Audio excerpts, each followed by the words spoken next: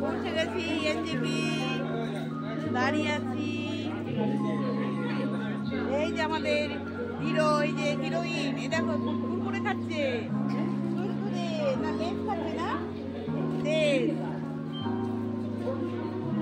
এই যে দাঁড়িয়ে আছে বোন, আর আমার ছেলে গেছে খাবার আনতে গেছে রাতেরটা।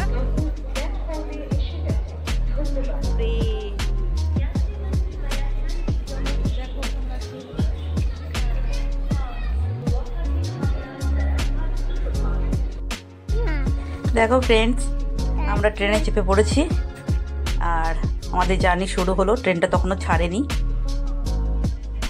হ্যাঁ ছেড়েছিল বোধহয়, ঠিক মনে নেই। যাই হোক, বাড়িতে এসে ভয়েস দিচ্ছি তো, ছেড়ে দিয়েছিল হয়তো। যাই হোক, সবই ছেড়েছে হয়তো, আর না হলে ছাড়েনি, দুটোর মধ্যে একটা। তো চলো দেখতে থাকো এক্সপিরিয়েন্স আমাদের জার্নির। আমি পরে বলেছি, তোমরা পুরোটাই শোনো, পুরোটা ভিডিওটা দেখো, তাহলে তোমরা বুঝতে পারবে। তো চলো, এই দেখো, দেখেছ দুই বোনে হিয়ার কাছে যাবে, মাহি দুষ্টু। দেখো, এই দেখো হিয়া, গুড গার্ল, দুইজনাই গুড গার্ল। তো চলো দেখতে থাকো তোমরা। এই দেখো কোলে যাবে, দেখেছো? কোলে যাবে, দিদির কোলে যাবে। Good evening friends, welcome back to my channel SB family. তো চলো তোমরা, ওই শুধু ট্রেনের ওই দুটো শট আমি অ্যাড করে বাকিটুকু এই আমার কথা দিয়ে শেষ করব এই ব্লগে, এই চ্যানেলটাই এসবি ফ্যামিলিতে। আর বাকিটা সবটাই আমার সমাজ বিউটি লাইফে দিয়ে দিয়েছি। আর বাকি এই দুটো ক্লিপিং শুধু ছিল ট্রেনে ওঠা পর্যন্ত।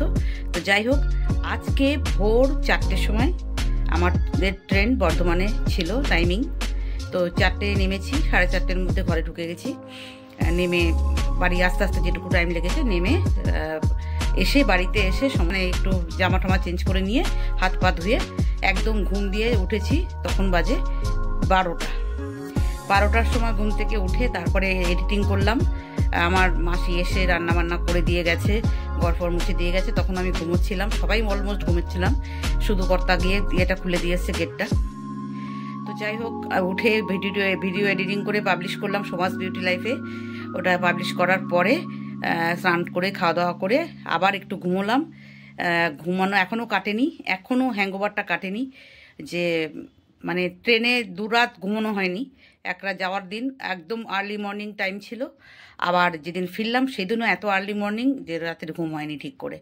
তো যাই হোক, এই দুটো রাত যেহেতু ঘুমোতে পারিনি, তার হ্যাংওভারটা কাটতে একটু টাইম লাগবে। আর আশা করি আজকের রাতটা ঘুমোলেই মোটামুটি ফ্রেশ হয়ে যাবো, একদম ফ্রেশ। তো আজকে হচ্ছে শুভ মকর সংক্রান্তি, সবাইকে জানাই শুভ মকর সংক্রান্তির শুভেচ্ছা। সবাই ভালোভাবে কাটাও। আমিও আজকে মকর সংক্রান্তিতে ফিরে এলাম বাড়িতে, আর রাত্রিবেলা ভাবছি একটু কিছু বানাবো। শরীর পারমিট করছে না, তবু একটু বানাবো, যেহেতু নিয়ম। তো একটু ছাঁচ পোড়াবো, ছাঁচ পুড়িয়ে একটু সামান্য জাস্ট নিয়ম ভঙ্গ করা, ওইটুকুই করবো, বেশি কিছু করতে পারবো না। তো যাই হোক, করবো সন্ধ্যেবেলা। আর পার্লারের ব্যাপার হচ্ছে, মকর সংক্রান্তিতে দুজন স্টাফ দুজনই ছুটি নিয়েছে। দেখতে পাচ্ছ ফাঁকা, কেউ নেই। এই দেখো আমি একা বসে আছি, কারণ কলিং বেল বাজালো একজন কাস্টমার, বললো সকালবেলাও ঘুরে গেছি, সকালবেলা বন্ধ ছিল, কেউ আসেনি ওরা আজকে।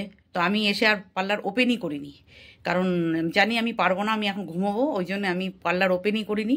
আর উনি এসে ঘুরে গেছে, আর একদম ফোনটা সুইচ অফ করে ঘুমিয়েছিলাম, যাতে কেউ ফোন করলে আমি না নামি, মানে আমার আর নামতে না হয়, কারণ পারবো না, শরীর পারমিট করছে না। মেয়ে দুটো আসেনি, তো সকালটা বন্ধ ছিল। তো বিকেলবেলা এইমাত্র ফোন করলো একজন আমাকে, বোর্ড থেকে নাম্বার নিয়ে, যে ম্যাডাম খুলবেন না পার্লার? আমি বলছি হ্যাঁ খুলবে।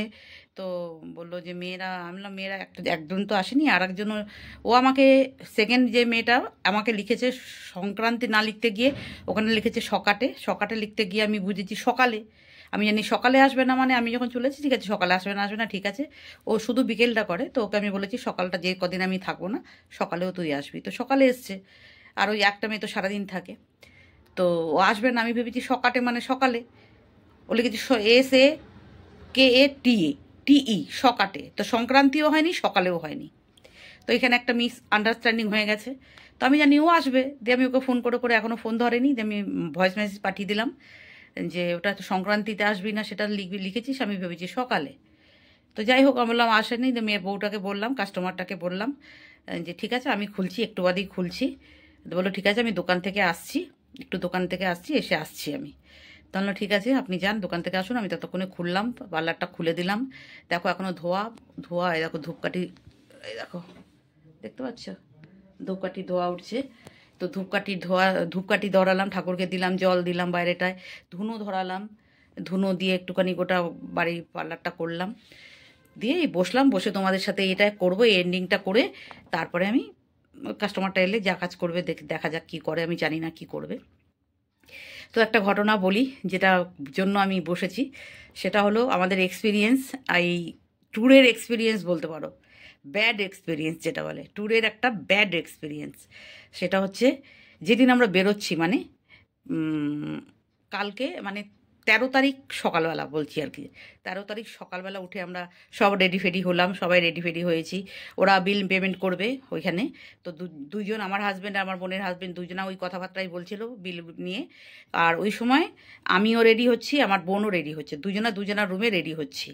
আর মাহিকে হিয়াকে সব রেডি করে দিয়েছি, আমি আমার 2 ছেলে রেডি হয়ে গেছে, ওরাও ছিল রেডি হয়ে নিচে ছিল।